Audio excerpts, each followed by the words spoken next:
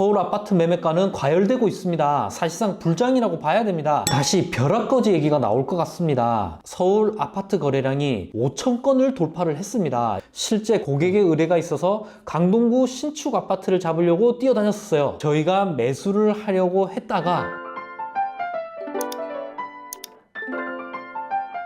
네, 안녕하세요. 부동산 코치 개천고 노선생입니다.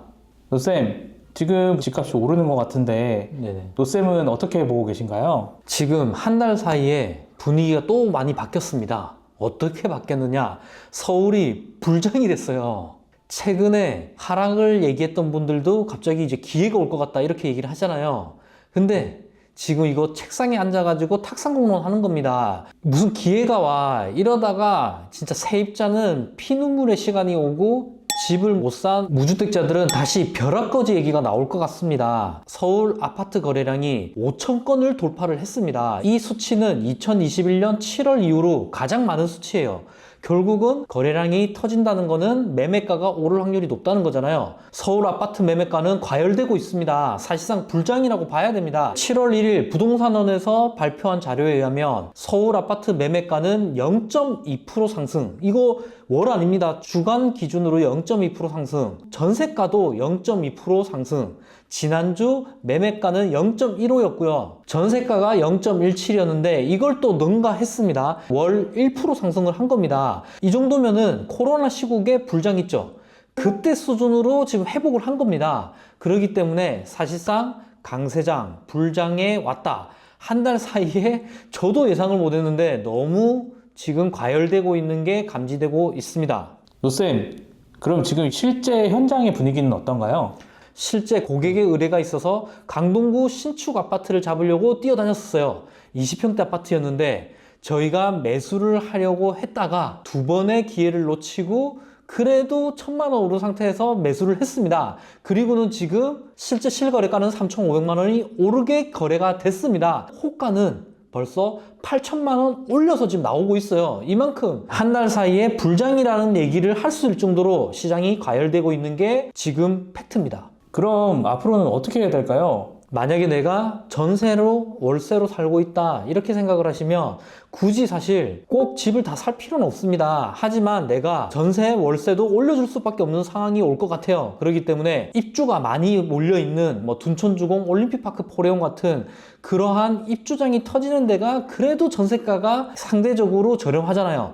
여기에 빠르게 계약을 체결하시는 것을 추천드립니다. 그리고 계약 갱신 청구권이라는 게 있기 때문에 입주장에서 전세를 살고 계약 갱신을 또 하게 되면은 5%만 올려주고 4년을 살 수가 있는 겁니다. 입주장을 노려라. 특히 인천 같은 데는 입주 물량이 꽤 많이 있어요. 입주장에 빠르게 전세 계약을 하는 것도 방법이다. 만약에 내가 매수를 할 수 있는 상황이고 자금 여력이 있는 분들은 또 주목하시면 좋을 것 같습니다. 서울 불장이라고 해도 다 불장이 아닙니다. 지금 양극화가 돼 있어요. 이 온기는 분명히 퍼지긴 할 겁니다. 자금 여력이 되고 조금 늦게 움직이는 분들이라고 하면은 B급지, C급지의 기회를 잡고 내 집 마련을 하는 것도 방법입니다. 그러면 아직도 많이 오르지 않은 지역들을 어떻게 판단할 수 있느냐?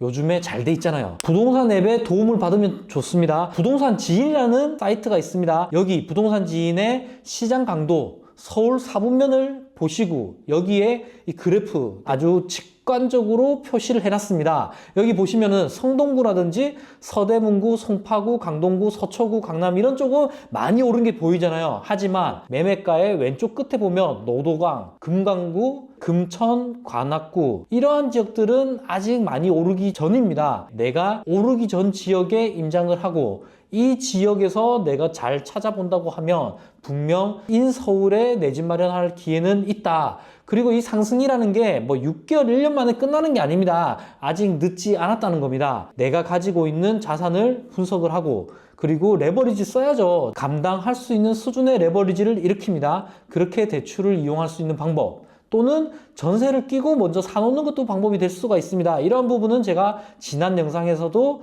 전세 레버리지, 갭 투자하는 방법을 알려드렸으니 이 방법을 이용하셔서 더 늦지 않게 내 집 마련을 하셨으면 좋겠습니다. 꼭 서울일 필요는 없습니다. 당연히 서울이 더 안전하고 많이 오를 건 맞지만 서울이 오르면 그 열기는 경기도, 인천으로도 퍼져나가게 되죠. 경기도 지역에서도 아직 많이 안 오른 지역들 지난번 제가 안양도 말씀드렸고 하남 지역도 지금 꿈틀꿈틀하고 있습니다. 자, 이러한 서울 인접에 있는 서울과 연결된 경기도 수도권 지역들 보신다고 하면 여기에도 기회가 있고 이왕이면 신축 쪽으로 노리거나 재개발, 재건축을 보시기를 또 추천을 드립니다. 중요한 건 이겁니다. 분명 입지도 중요하지만 가장 중요한 건 타이밍입니다. 불장이 왔을 때 내 집이 있느냐 없느냐 이게 더 중요해요. 지금 다시 불장에 진입을 한다고 해도 이게 1년 만에 꺼질 불이 아닙니다. 분명 2, 3년 정도는 더 갈 것이고 내년, 내후년에 입주 물량은 30% 이상 급감을 합니다. 주위에 부동산 매매 경험이 있는 지인들한테 부탁을 해서라도 그게 아니면